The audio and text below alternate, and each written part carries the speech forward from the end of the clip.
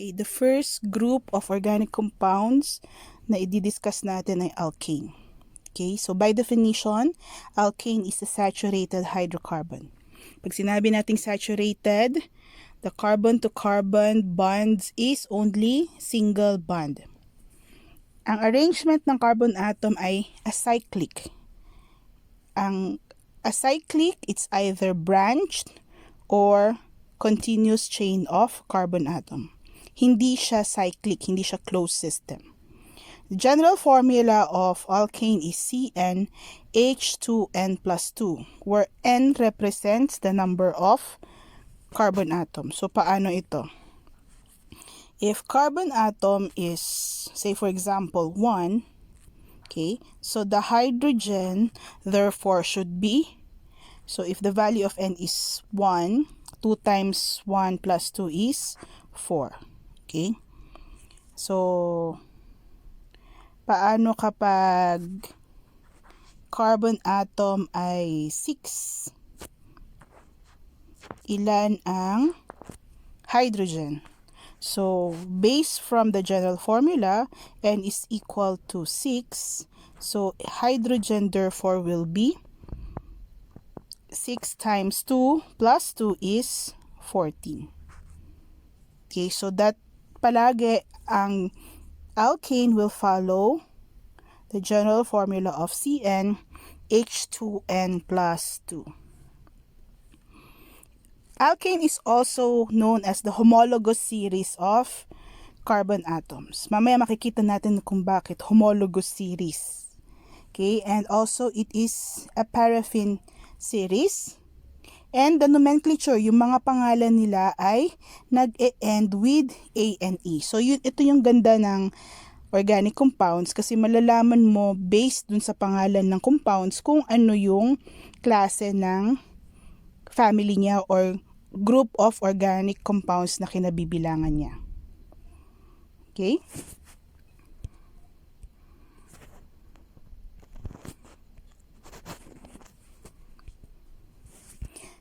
So, ito naman yung IUPAC names for continuous or straight chain alkane. Pag sinabi nating IUPAC or IUPAC, it stands for International Union of Pure and Applied Chemistry. Itong system na to, nag-set sila ng rules para kahit anong structure, mag-come up lang tayo sa iisang name. Okay, so the simplest alkane or simplest alkane is known to be methane. Okay, meron tayong rules dito.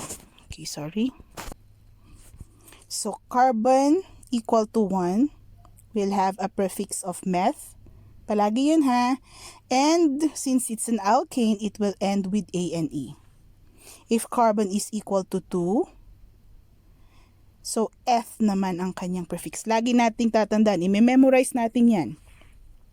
1 carbon atom prefix met, 2 carbon atoms F, 3 carbon atoms prop, 4 carbon atoms but, 5 carbon atoms pent, 6 is hex, 7 hept, 8 oct, 9 carbon atoms non, and 10 carbon atoms dec. Okay. So marami pa, meron ding prefix for 11, 12 and so on.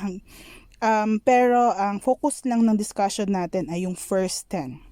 Since this is an alkane, everything will ends with ANE. Kaya if an alkane with 1 carbon atom, it will be known as methane. An alkane with 2 carbon atom, it is ethane. At ganito ang structure niya. Okay, so ang kanyang condensed formula ay C2H6. Ang kanyang structural formula, expanded structural formula ay ganito. Tatandaan natin, ang alkane, bonded siya, carbon to carbon with a single bond, and the rest will be for hydrogen. At recall lang natin na ang carbon atom should satisfy the 4 bond requirement. So, pag i-condense natin, so the first carbon atom, ito, magiging CH3. Then, the second carbon atom will be CH3 as well. Okay, so si ethane, CH3, CH3. Si methane kanina, CH4 lang siya. Pagdating kay propane, straight pa rin ha, straight carbon chain.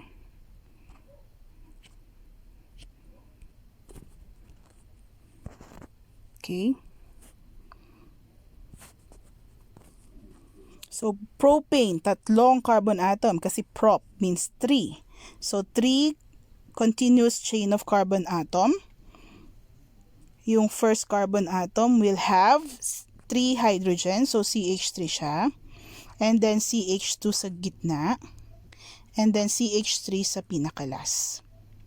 Butane, 4 na magkakasunod-sunod na carbon atom.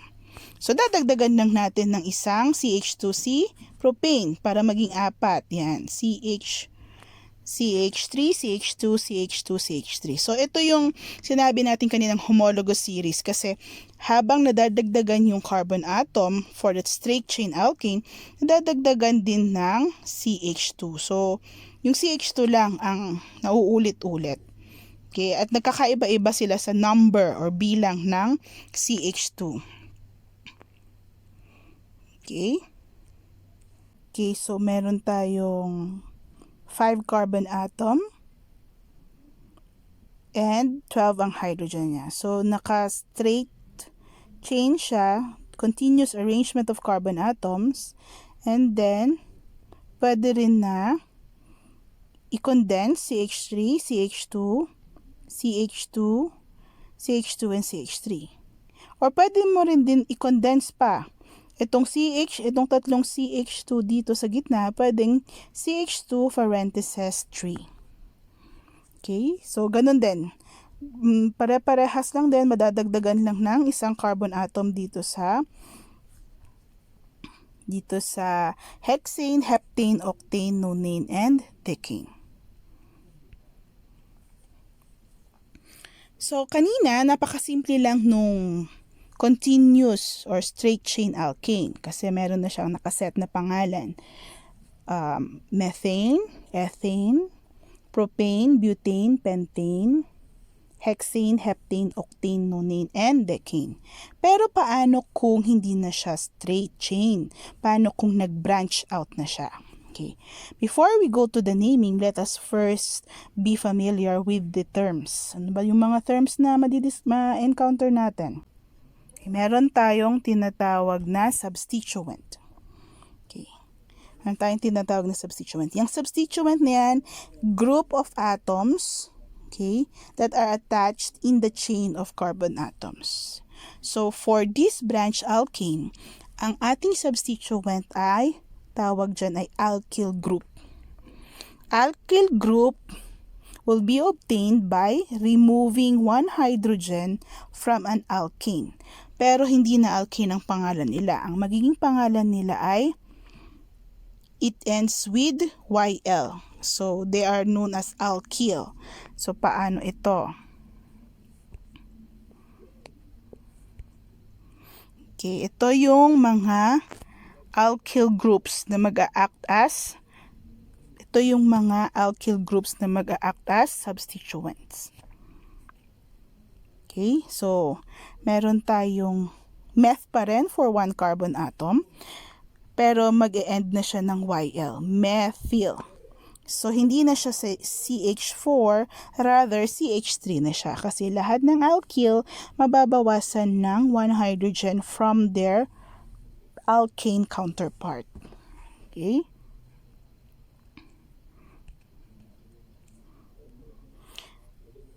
Meron din tayong ethyl. It has 2 carbon atoms. Propyl, 3 carbon atoms. Butyl for 4 carbon atoms. Pentyl for 5 carbon atoms. Hexyl for 6 carbon atoms. Pero hindi rin naman nalilimit sa straight chain alkyl. Meron din tayong mga branch chain alkyl groups. At ito ay ang isopropyl. Okay, so kung titingnan natin, isopropyl, anong pinagkaiba nito sa propyl? Yung propyl kanina ay straight na 3 carbon atom. Pagdating kay isopropyl, medyo nag-branch siya. Okay? So, kung kanina, sa propyl, dito sa Ang attachment ay dito sa first or nandito sa dulo ng carbon atom. Ang attachment pagdating kay isopropyl ay dito sa gitna. Okay. Pagdating kay isobutyl, okay.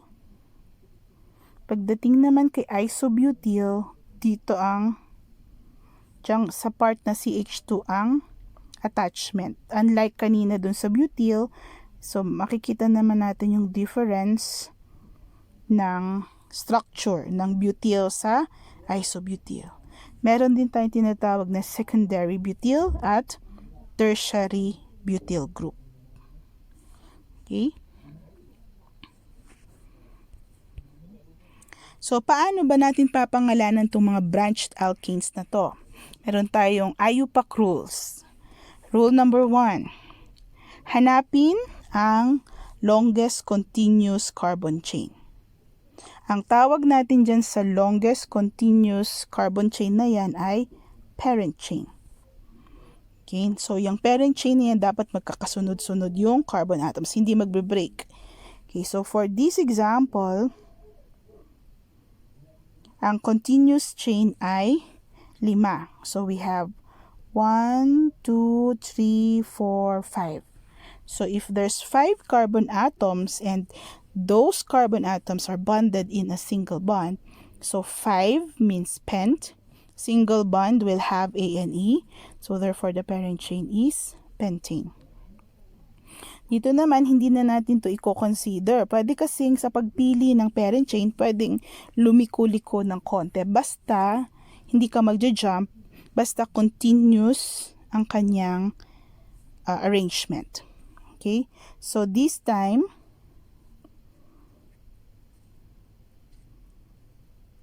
okay, so this time, ang ating parent chain ay, ito, medyo lumiko siya. Kasi hindi natin pipiliin yung straight kasi magbibigay lang yun ng 5 carbon atom. So, ihahanap natin kung saan yung pinaka mahabang chain of carbon atom. So, this time, we have 6. So, we have 1, 2, 3, 4, 5, 6. 6, ano ulit ang kanyang prefix? Hex.